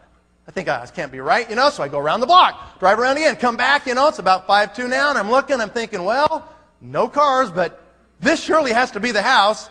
I decide to gather up my briefcase. I got my 4 blue bags. I got all this stuff. I haul this stuff up, and I set it down, ring the doorbell, ding dong, and it took about, you know, half a minute, and this lady, this older lady, opens the door, got an apron on and everything, and I said, hello. I said, is Danny White here? She said, no, he's not here. He's not here? She goes, no, he's coming. She said, now, he said somebody would be showing up here today that I should expect. She said, let me see. You must be the New Skin Man. What did I expect? I've got all these bags around me and stuff. I said, no, I'm the Avon lady. Can I come in, please? She invites me in. I've got all this stuff, you know, and I walk over into the parlor. It's kind of an older house. And I'm sitting in the parlor, and back behind the wall, there's the kitchen. Back in here, and I can see the kitchen table here from the parlor, you know. And I'm sitting on the couch, and she's kind of cooking up this storm. This huge meal is going on in here. I find out that everybody's coming for lunch. They have really no idea there's a meeting. This is taking on shades of an Amway presentation already, right? And so all of a sudden, I'm just sitting there, and I'm waiting, and I'm thinking, you know, a couple minutes goes by, she's making small talk, trying to make me comfortable, and I'm talking to her and so forth, and all of a sudden, the back door, over here, they've got this carport that's been converted to a family room. The back door of that carport goes wham, and I can hear it hit the wall, and all these little kids come running, screaming, and I see them pass right in front of me. Grandma! They're climbing on Grandma, you know, they're really happy to see her. Here come the beat-down parents walking behind, their hands dragging on the floor, like this. As soon as the parents come through where they can see me, they kind of see me out of the corner of their eye, and they look over, and they say to her, who's that? And she goes, oh, that's the New Skin Man. Don't worry about him. He's just sitting over there. How you doing? New Skin Man. Good to see you. I mean, just insult to injury. Happened like 3 times. I mean, everybody's showing up now, you know? About 5-10 minutes late and everything. And I'm thinking, where is he? I'm ready to kill this guy. Finally, he shows up, and they're like, oh, Danny, oh, the big stud's here. And he's, hey, how y'all doing? You know, shaking hands and everything. Oh, it's a great pass last week. Yeah, I know, it was good, yeah. You know, so he's doing this whole thing. And finally, he sees me over there and goes, oh, Nathan, oh, good, man. Glad you made it. Almost like he forgot I was coming again, you know. Good, yeah. And he says, hey, y'all. He says, this over here is Nathan Ricks. He's with this New Skin company. And we're going to eat real quick, and then he's going to kind of tell us about it. He said, I'm not really involved in it. I'm just kind of looking at it. I was like, you wimp. What are you talking about? You signed up. I didn't say that, but I was thinking that. They eat pretty quick, you know, kind of get the thing done. And then, all of a sudden, it's kind of time, and I'm pretty nervous, you know. I mean, this is it. It's going to do or die right now. And they've got this, you know, homemade family room over here, and Danny starts grabbing his dad, and he grabs his sister and his little brother and everything. And I notice there's this guy the whole time who's been sitting off in the corner over here. It's like he's antisocial. Everybody else is there doing their thing, and he's just kind of sitting over there by himself eating and not even really interacting with anybody. Got a whole bunch of kids in there, and his wife's in there, but he's just a loner. And I look over there, and I'm thinking, man, what is wrong with that guy? You know, I'm kind of watching him a few minutes. And finally, Danny goes over and grabs him. You know, I found out later this guy was a contractor out there in the Arizona sun for 20 years. I mean, you know, his face is just beat to death. I mean, talk about hammered skin and everything, you know. And he's sitting over there angry, you know. And so Danny just kind of grabs him. He's got this great big huge arm. He goes, "Come here, Scott, just come in here." And he just grabs him, just kind of sweeps him into the room with this big old arm. And he goes, "What do I want to go in there for?" You know, I felt like saying, "Because you look like a lizard, buddy. You need this stuff real bad." I didn't say it. I didn't say it. They sweep him into the room. He comes over there, and they've got this sectional couch, all right? So just picture this. Here's a sectional couch like this, and there's a single chair over here. Guess who sat in that? The angry guy, right? So I've got Danny's father, Wilford, right here. I've got Danny's brother right here. I've got Danny and Danny's sister and the angry guy. Okay? I'm over here next to the TV, and I'm in a chair, and I pull out my flip chart, and I say, "You know what? You guys are going to love this. This is the hottest thing you've ever seen." Boom, boom, boom. I'm going through my things, you know. It's like 15 minutes. It is hotter than stink in this room. This is like this little carport where they closed in the old garage doors. It's kind of a homemade family room, and it's got homemade air conditioning. And it's the last week of August of 1989. It's Phoenix, Arizona. It is hot. I'm sweating, okay? You know, I look up. I kind of come up for air to survey my crowd and see how I'm doing. You know, see how excited they are, right? And I look over at Danny's father. He's sitting on the couch just like this. He is out cold. He is totally gone. I probably looked up because he was snoring, making these sounds like that. I'm going around. I look at Danny's sister, and I come over to Danny. Danny's over there going. He's bobbing for apples, you know. Doing that. It's so painful. I just want to have him lay down. I'm not here. Just lay down. I know. You can just go to sleep right here. And then I look over at the angry guy. Literally shocked me.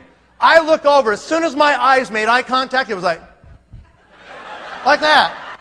This guy has laser eyes. I mean, who knows what was said? Who knows what happened? But I looked at him, and he had these laser beams just burning holes in me. It's like this. Looking at you, you know? Just, I mean, I'm serious. I looked up, and I was like that. I thought, oh, no. Not only is he angry, he's a psycho. The guy's a psycho. I think this isn't going so good, you know? I probably ought to wrap this up right now. I've got these 4 blue bags right there. So I put the flip chart together. I put it down. I said, this is the greatest thing, isn't it? I said, I know you all are going to want to be in. I've only got 4 kids. Who's first?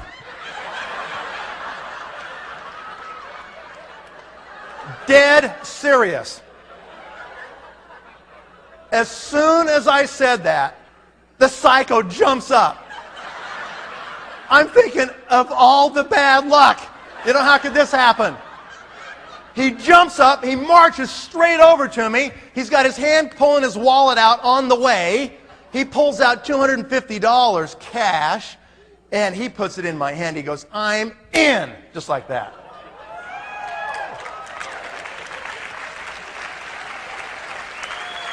And I'm thinking to myself, you know what? Okay, this is looking a little better. Even if he is a psycho, this is okay, right?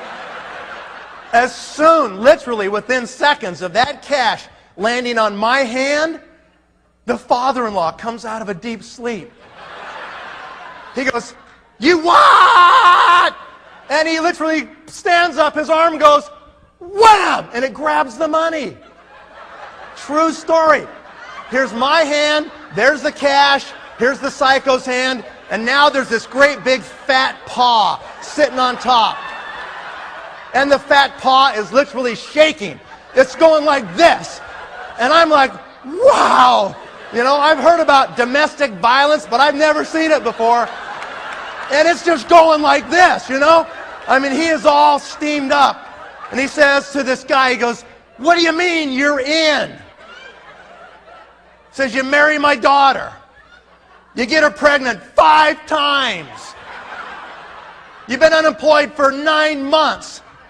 And you're going to give your last $250 to this guy for some skincare deal over my dead body. Like that. Whoa. This was very intense. No one in the room is sleeping. Everybody's on the edge of the couch. This must happen a lot in this family or something, you know. It's kind of like the game's on. Let's see who's going to win. And all of a sudden, the psycho takes his eyes, those laser eyes, and he turns them on the father-in-law. He just goes, zzz, just drills him. And he goes, hey, I don't know about you, but I'm in. Whoa. Everybody's watching. The father-in-law is sitting there going, wow, that was a good comeback from the son-in-law. What am I going to say? They're all looking at me. And he's looking around. And you can see he wants to say something. You can see his eyes are kind of going, his mind's moving, his mind's going around. His eyes are going like this. And his mouth's kind of trying to mouth like that. Everybody in the room's like, spit it out. Come on, spit it out. Finally, he says, okay. Okay, if you're in, then you're in underneath me.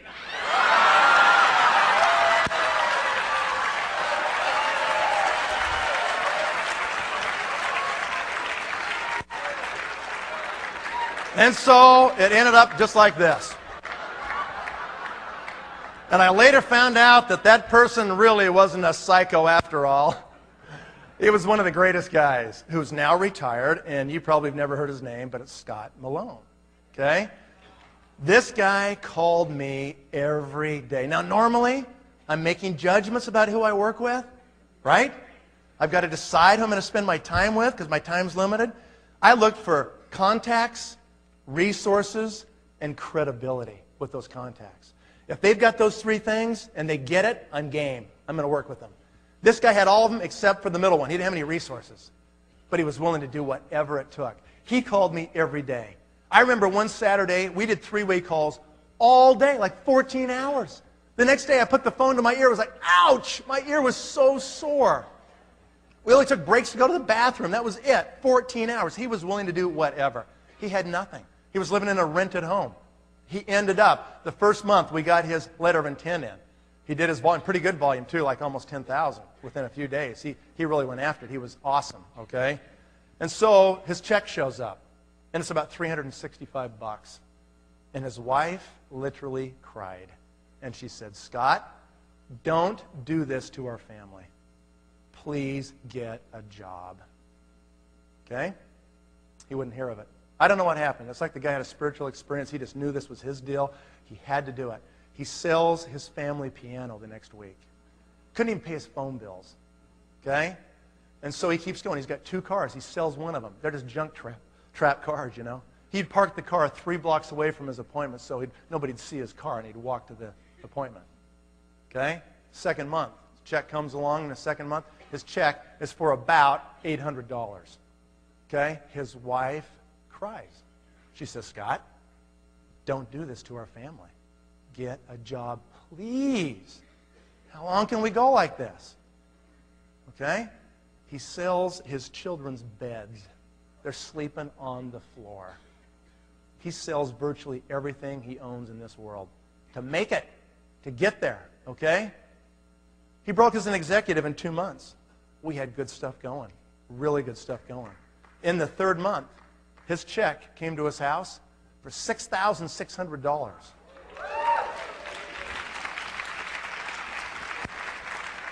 His wife says, man, I love this business. And then it went to 8, and then 11, and then 13, and then 17, and then 21, and just kept going, you know. Great story. Ended up buying his home that he lost to the bank back from the bank for less than the bank took it back for. And so let me teach you a principle now, okay?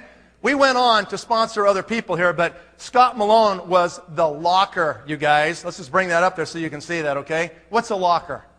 What is a locker? A locker is the person who gets it no matter what. They're going to do it. They're the one who says to you, thank you for introducing me to this. Get out of my way. They totally get it. Ladies and gentlemen, listen close. You will find your locker 3, 4, 5, 6 generations deep. Very rarely will you find your locker on the first or second level. Listen to this again. Write this one down. What you have to do is you want to spend all your time working on levels 4, 5, and 6. Did you hear me? You don't spend very much time working on level 1 or even level 2. You spend all your time down on 3, 4, 5, 6. You spend it in your downline. Because the level you spend your time on will multiply your results of the volume in your downline. In fact, for example, if I spend my time on my 5th or 6th level down here with Scott Malone, I'm going to multiply my volume by the number of the level I find my locker on. Watch, I'll show you exactly what I mean right here. Okay, so we get an LOI out of Scott Malone. I just want you to think about this, okay? First month to second month. In those days, you had to do 500 personal volume. 2,000 to get your LOI in and 500 personal volume. Okay, so Scott Malone had way more than 2,000. He had almost 10,000 his first month. So I called up Wilford White. And I said, Wilford, this is Nathan. I said, Scott, your son-in-law is kicking butt. You've got a huge thing started underneath you. Wilford, you need to place your LOI. Wilford said, what's an LOI? I said, well, Wilford, it's a little letter that notices the company. You're going to be a leader, and you got to do 500 in volume right now. You need to do that and sponsor another 2 people. He goes, okay, I'll do it. So he put his LOI in, placed his order, sponsored a person or 2, got his LOI in. Okay, so that happened. Then the next thing that happened is he called up his son. He said, Danny, this is your father calling. Son, you need to place your LOI. Danny says, what's an LOI? Wilford said, well, I've already got mine done. You need to do yours. 500 volume, get a few guys, you'll have your LOI done. Okay, I'll do it. He does it. Okay, so Danny puts in his LOI. We call up Bob Creech. We say, Bob, that little thing with Danny White, that's going crazy. You got to get your LOI in right now. So he does it. Paula, same thing. Richmond was already an executive. Watch what happens here, you guys. Can you see the difference here? Today, in today's terms, let's put it today. Say it's $1,000 to place your LOI, right? The first month, everybody in that whole line can run off that $1,000. This is the first key pressure point in the compensation plan. Are you with me? Are you guys tired now? You got to suck it up right now. You got to get this point, okay? If you get $1,000 downline, someplace down there in the first month, everybody upline can count that volume for their own LOI. Did you know that? The first month only, right? The second month they can't do it. It's encumbered volume then. The first month it is not encumbered. Listen close. The level you can find the locker and get the LOI will multiply your volume the second month. What happens the second month here? The second month, they have to do 1,500, right? So in this case, we'll just go through kind of like the first month. They all count that same 1,000. So I don't really have 5,000 here because they just have to count the guy below. They all ride on one great guy. But the company, in their wisdom, will not let that happen the second month. The second month, they got to stand on their own 2 feet. They can't ride on one great person underneath them because they're going to break away eventually, and they don't want that guy to fail. So tough love dictates that they go ahead and have somebody else. If the second month, those people all do 1,500 each, my numbers are wrong there, it would be 7,500 in volume, wouldn't it? Versus just 1,000 if I work deep instead of wide.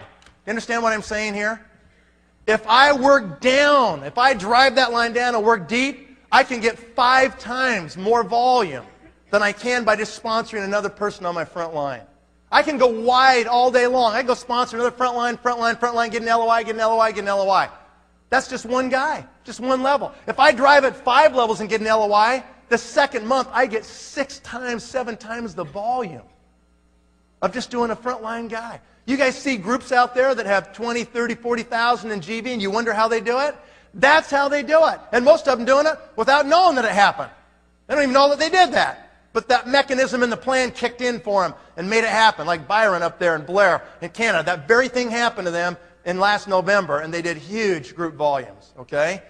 This is how you make it happen. This is how you manufacture this, you guys. You have to understand this. This is really important, all right? So then what happens is the next month right here, okay? The next month, we sponsored Rick Palmer. Palmers are here today. Are you? Where are you? Right there, okay, okay.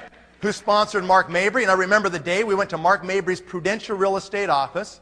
And Danny came with us. He was in town, and the Palmers were there, and Scott was there. We went over to Mark Mabry's office, and we said, Mark, you need to do this. Mark's family had the Prudential franchise for Phoenix, and Mark got the vision and said, okay, I'm going to do it. Mabry's still here. They were here earlier, I know, today. Okay? So they're in the business. They bring in a guy named John McClellan, okay, who brought in a guy named Sean Brady, who brought in a guy named, George Caligaris and all these other people, right? This is a power line, guys. That's a power line. So here's what happens. John McClellan goes out there. Actually, let me just show you here. Everybody knows 2,000 people on a first-name basis if you graduated high school or equivalent in your country. Do you believe that? That's absolutely true. You know 2,000 people on a first-name basis, okay? If you don't believe that, I can put a gun to your head and you will write them down. I promise you. Okay?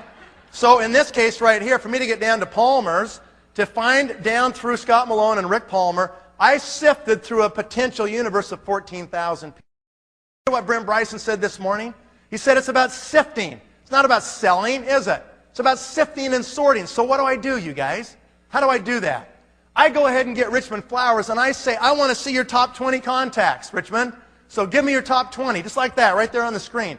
And I want to hear them. I want to get them on the phone. I want to be on a launch call. I want to be on a three-way call. I'm listening. I'm seeing who gets it, who's the best shot for me to spend my time with. All of a sudden, Paula shows up right there. Boom. Paula, I want to see your 20 best people. I immediately go down and work with Paula. I don't worry about Richmond so much anymore. I'm driving the line. I'm sifting and sorting. I'm going through that group. Boom, boom, boom, boom, boom, boom, boom. Who is it that I'm going to work with? There they are.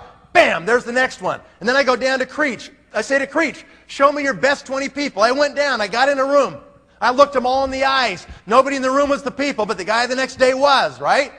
Sifting and sorting and looking, sifting through those contacts. And all of a sudden, wham, there's Danny, and then Wilford, and then the locker Scott Malone, okay? So by the time I went 6 levels on this group right here, I had talked to 1% of the potential universe of contacts. It's all math, guys. It's just the law of probabilities. Why do the very best people show up? Why do the lockers show up on 3, 4, 5, and 6? Why? Because you've now sifted through a large enough potential universe of contacts that you're going to hit the best people down there. You're going to find it in your downlines as you're sponsoring. You'll get a great person, and all of a sudden they'll find another one that's even better. And you go, wow, that one's even better. Oh, that one's even better yet. That's why it happens. Have you experienced this before? New people, you're kind of maybe going, I don't know if I understand this quite. Those that have been in this thing for 4, 5, 6 months and you've done a little bit of sponsoring, you know what I'm talking about right here, okay? So it's math, guys. You have no time to look at 2,000 people, do you? Time's your enemy. A lot of you are doing this part-time, so what do you got to do? You got to get them to offer up. You've got to get them to self-select the 20 best people. What did Paige say this morning when she put up the system? What was the first thing on the system? Make a list of 100, and it said top 20 in brackets right there. You want to get them to offer up the most successful people they know and put them in there, right there, okay? So here's what happened. John McClellan, over time and pretty rapidly, became a team elite. He went out there and created 15 executives. This is the second principle you must understand about this compensation plan. If you understand this next principle, you can use it to create literally massive power legs. This is how you do it right here. McClellan becomes a team elite. Let's say Mark Mabry, all he has is John McClellan. What does that make Mark Mabry? A what? A gold executive. That's all he is. He's got one first-level breakaway called John McClellan. Is that right? But John has 15 frontline breakaways underneath him. To make the math easy for me, because I was never good at it, let's say all 15 of those groups do 10,000 each, just for simplicity's sake, okay? What's Mark Mabry thinking every month? What is wrong with Mark Mabry? He can't sleep. He is freaked out. Why?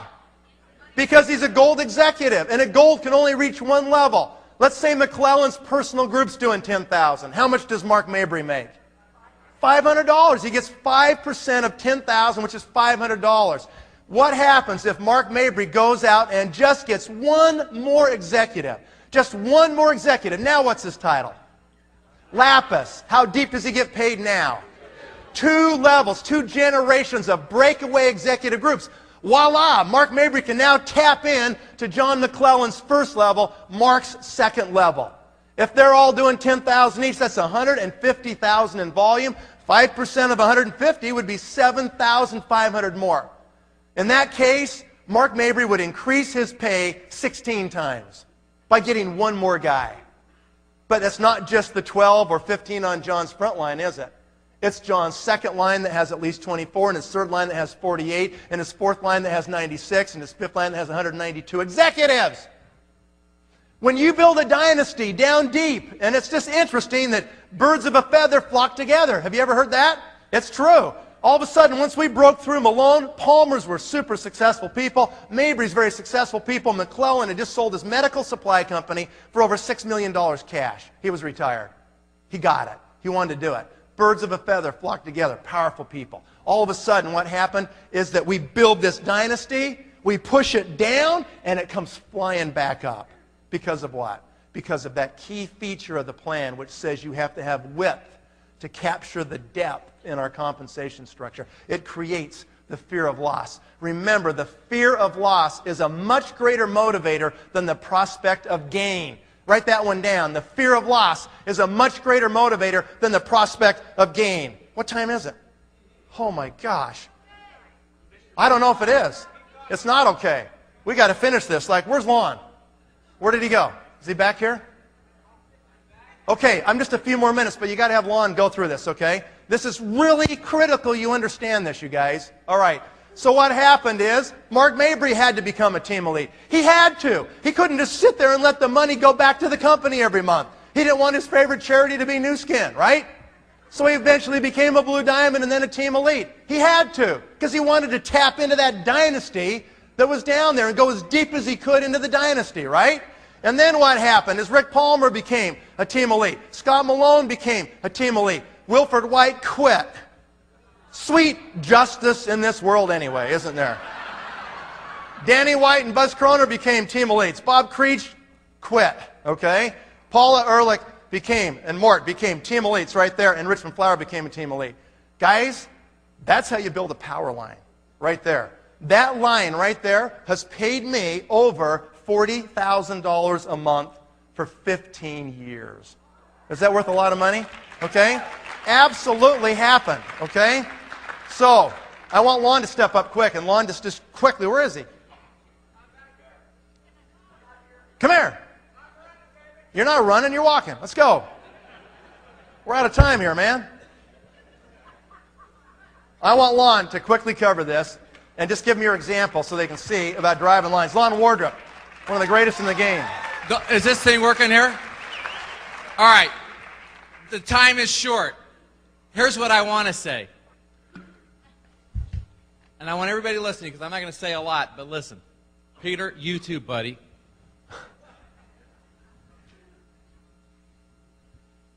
I mean, truly, at the end of the day, there's only one thing you got to do. One thing. That's it. We've heard some amazing things today.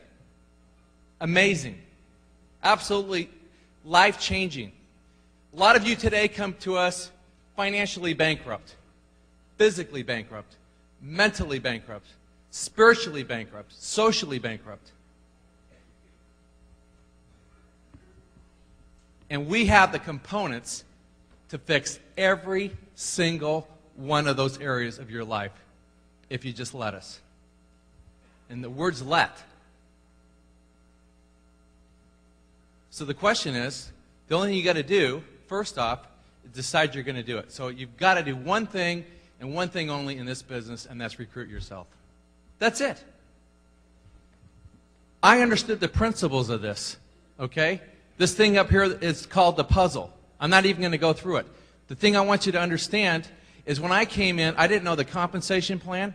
We had no presentations. The company had been going backwards for 11 years. 22% negative growth in the United States in the year 2001, and I decided to do this thing. Okay? In the U.S. market, there was a lot of, with a lot of the leaders, there was a lot of non-belief system. And I didn't believe it at all. I believe this is the greatest opportunity, and I was willing to risk everything for it. I'd been retired for 6 years in another company, and a lot of people thought I brought all those people with me. I brought none, zero with me.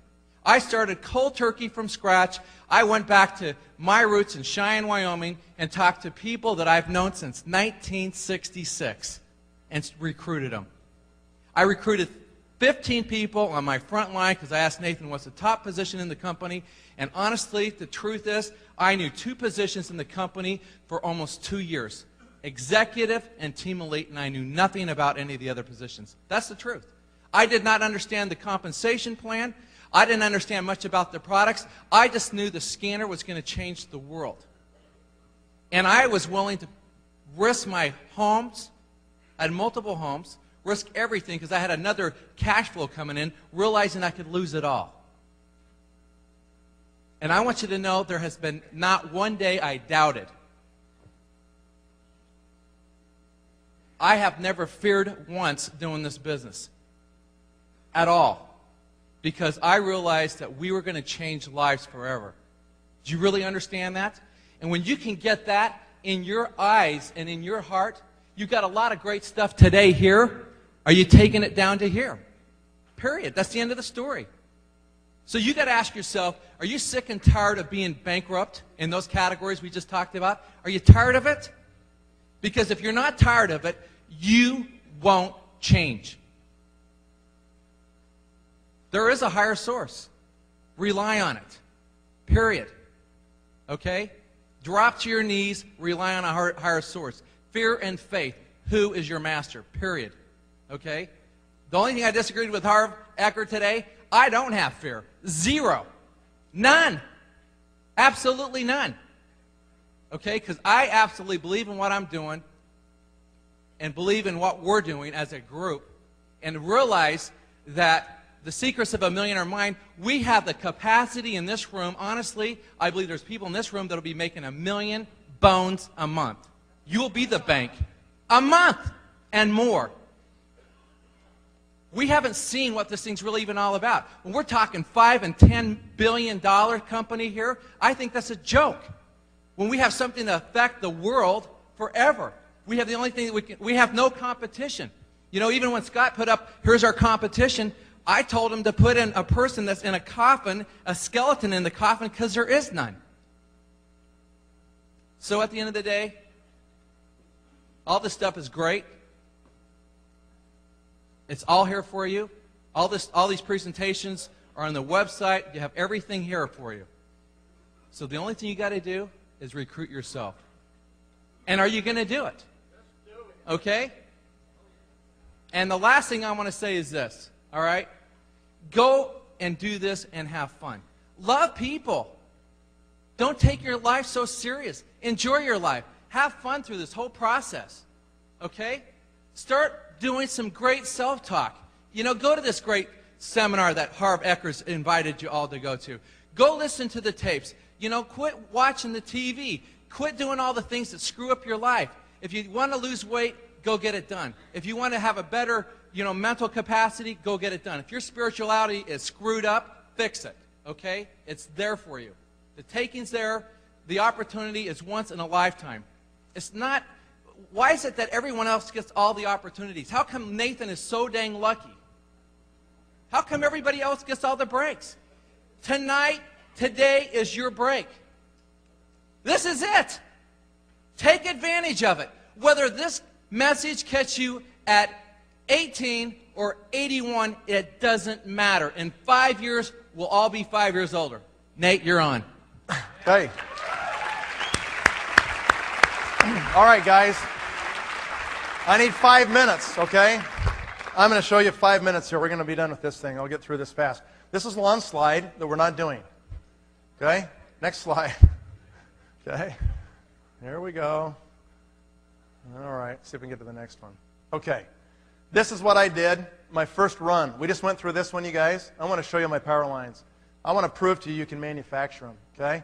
So there's a power line right there. Here's the next one. Okay? Mike Greco worked for me in my real estate office in Salt Lake City when I decided to do this business in 1989. Mike has a brother named John Greco. Y'all know John? Fantastic guy. John was selling pots and pans. He decided to do this business. San Diego, California.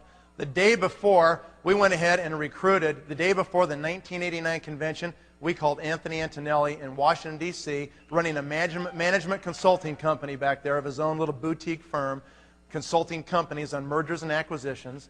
And we said, you need to get your butt on a plane and come to this convention. He did it. He came out of that convention in '89, September of '89, and he went home and shut his boutique down. And he went and did this thing full time, okay? He was the locker in that leg. I went to Washington. I went back there repeatedly. We worked together. I forgot about John and Mike. I just forgot about them. You go straight down to that locker, you guys, and you pound it, okay? Anthony did it. Darlene Shear was the first team elite in the country of Canada. He recruited her. She was 3 levels below him. She rolled all the way up to his first line, okay? James Vint, British Columbia VC, became team elite, went out there and recruited some other Japanese team elites when Japan opened. That is the second power line. Here's another one right here, Derek Winkle. What a great guy. Started off in this industry carrying bags at the Marriott Hotel. Okay, Derek Winkle came into the business, has done a phenomenal job. Ken Belknap came into the business. The Sheranian brothers came into the business. And then they recruited the Bannisters, Peter and Carew Bannister, sitting right here on the front row, okay? Their daughter came to a piano competition in Salt Lake City, Utah. She went to the competition, and Carew showed up eventually and found out that this lady named Pam Moore had Nu Skin products in her house. Pam told him that we were going to open up in Hong Kong soon. They were living in Hong Kong. Peter was a Cathay Pacific captain flying a 747 airplane out of Hong Kong. They ended up being the locker, okay? So we started working with them. I had meetings at their home in Hong Kong. Other people helped. We had Japanese meetings in Guam and Saipan, and we started doing this whole thing, and they were the players. They had a little friend over there by the name of Michiko Graf, who married to Bruno Graf, who recruited her cousin, a guy named Katsumi Kaneko, okay? That line runs down a long way, guys. I mean, you know, dozens of levels of executives, team elites. Another one, Sandy Killen. Sandy Killen's in Phoenix, Arizona. Sandy Killen became a blue diamond in the company. Another power line developed here. Why? Sandy would not have dinner with me, wouldn't have lunch with me. Sandy was in one of my other companies. I called him up and I said, Sandy, it's Nathan. I'm down here and working with Scott Malone and all these guys in Arizona, and I thought I better call him. I called up Sandy Killen and said, we got a hot deal going, Sandy. You need to come lunch with me. I got to talk to you. He says, you know, no, I'm not going to do that. I said, come on, you got to eat lunch. He goes, not with you. Just like that. And I said, well, okay, if you don't want to go, how about your wife? I'll have lunch with her. He didn't like that any better. And so finally I said, well, then I'll meet her. And so I called her. He had just called her right before I called her and said, you know, don't have lunch with this guy. I get Robin on the phone, and I said, I just want to meet you and tell you what we're doing. I'll give you a videotape. It won't be 15 minutes. I gave her a little videotape called Catching the Wave that we had in those days, all right? They took it home. I thought that was the end of it. 3 months later, it's midnight. My telephone rings. It's in the middle of the winter, and it's Sandy Killen. He said, my daughter's got colic. I'm up here. She can't sleep, and I'm patting her back, walking around, and I just got bored, and I threw in your tape. I said, I want to do this. I get it. Okay? You never know, guys, what's going to happen from some tape you leave or something you put out there, okay? Sandy Killen recruits a guy over there by the name of Leron Lee. See if I can get this thing to work, okay? Leron had played baseball in Japan, and when he was there playing baseball in Japan, he used to play for the Dodgers, right? He had a little interpreter person named Shumi Ru, okay? And we recruited Shumi, and she helped us translate and interpret and is responsible for a lot of what went on in Japan. And she recruited Fumi Sawai, who recruited another guy, and Shumi has a $5 million circle membership in this company. She's almost $10 million circle now. She's made millions. Okay, this little interpreter lady who you might have seen running around here, she is incredible. Okay? And the last one was Blake Tillotson, my other brother-in-law, an engineer who really didn't like to talk to anybody, who recruited Jeff Mack, who you heard earlier today, right? You know what Jeff was doing? Jeff was selling marital picture albums for people's weddings. He would go to the girls at the universities in Utah, and they all wanted to get married eventually, all right? They all thought they would. And so Jeff would knock on their door and say, you are gorgeous, gal, and when you get married, you're going to want to have an album ready to go. And he pre-sold wedding photo albums to people. And Jeff's so good looking, they would always let him in, right? So Jeff did really well, you know? Well, that was Jeff Mack, but I got to tell you, Jeff didn't even know how to really present in those days. And that's what you got to be willing to do, is change. I remember one time in Clara's offices in Salt Lake City, the room we've launched a lot of these groups out of, Jeff gave the presentation, and it was a disaster. It was terrible. People were falling asleep. Craig Tillotson, my sponsor, pulled him upstairs in his office, and he just had to dress him down. I was in the room, and Jeff was sitting there, and he said, Jeff, That stunk. That was terrible. He said, you know what?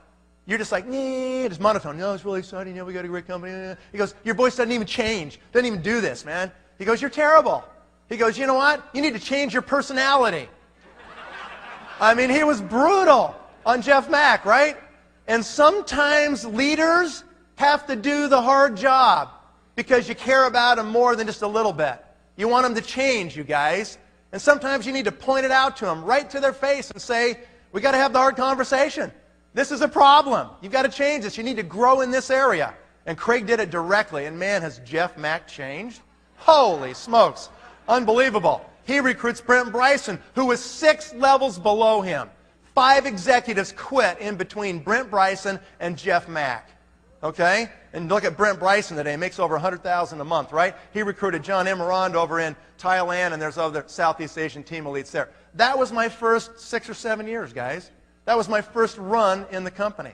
Let me just describe this to you, okay? You can manufacture power lines. You learn these concepts I've taught you today, and all of a sudden you will realize that this business is not a lottery. It's not like, oh, well, that guy got lucky, and, that one got lucky, and that's why they made it. That has nothing to do with it. You can't manufacture them like this by luck, okay? You can build as many power lines as you want to build. This is a business. You just learn the principles and you apply them consistently. And what's going to happen to you? You can do it as many times as you want. You want to see my second run? Here we go, right here. A guy named Dan McCormick signed up 3.5 years ago. Brought in a guy named Lon Wardrop right there, right? Paige Ripple comes in, who recruits Peggy Crock right here on the front row, who recruits Peter Levy right here on the front row, and now we're waiting to see who the next one's going to be. Okay? He's sitting right there. Okay, Russ is going to take it? Good. All right, here's another one. Stephen Malin Campbell. They come into the business about 4 years ago, okay? I recruit Steve in. He says, we're going to go for it. And Stephen and Malin recruit the Downings, who just were recognized as Team Elites last night on the stage in the room, who recruited Sue Baliwala, that's a diamond now, on her way to Team Elite, who recruited Kara Henderson, and now Dr. Ginny Hines and Dr. Hines. There we go. Ginny, I forget her name, actually. I should know it, huh? What is it, Scott? You remember? Okay. And Dr. Hines. Okay, thank you very much. And so this is another power line that's in the making. These are brand new, guys. These aren't fully mature yet. My check's going to still go up by another $100,000 a month as these groups that I started in the last 3 years mature. Okay? Jed Knight joins the company. Took a while. He's kind of a nephew of mine. He dodged me at all the family parties for 2 years. Finally, I got him. He brought in Ryan Fry right here on the front row, who brought in Charlie Patterson right there in the second row, right? Fantastic guys. Have you guys heard these guys go?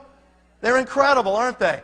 Who brought in Mike Rott? Mike's here someplace in the room, right? Who's brought in other people over in Israel, and that thing's now spreading everywhere. That is a power line, okay? And there's others. Don't be offended if your name's not here. There's actually multiple branches of Blue Diamonds off lots of these lines. I'm just giving you an example. Kenton Worthington comes into the business. Is he amazing? Yeah. Kenton Worthington has more natural charisma than anybody I've ever met in my life. He is incredible. He's got a God-given gift to him, and he will be absolutely massive in this company as he continues to grow, okay? Kari Vasi comes in the business, and he does phenomenal things. Virtually all of Hungary is underneath Kari Vasi, a new country we opened about a year ago, and it's spread now into Romania through these other people on the bottom here, and that thing is going, okay, doing tremendous volume. And finally, Greg Kagiyama, who I recruited several years ago, who ended up recruiting some people in Japan, Saigusa-san, Takahashi-san, who brought in Kawamitsu-san, okay, Masami Light, and others, and that's another power line, okay? That's my second run. I can do this at will. If I decide right now I'm going to go do 5 more power lines, I could do it over the next 5 years. I could decide if I want my check to go to $500,000 a month, I can do it. It's just mechanics. It's just principles, you guys. It's not a lottery. It's not about luck. You know, it's not about some like guesswork or something and somebody just falls in it. Maybe they do once, but they don't recreate it, okay? You can manufacture these things. You can literally, if I want to keep working, I can just keep making power lines, one after another after another. You can do the same thing, okay? This has been, I think, the best conference we've ever had. It's been amazing, hasn't it? Okay? Now, as Lon said, all this is, you guys, this is all action now. this is now you, okay? This is the hot bath that's over, and tomorrow morning you're going to wake up and you got to decide what you're going to do, all right? I really pray you make the right decision and you change your life and you do this business. Thank you very much.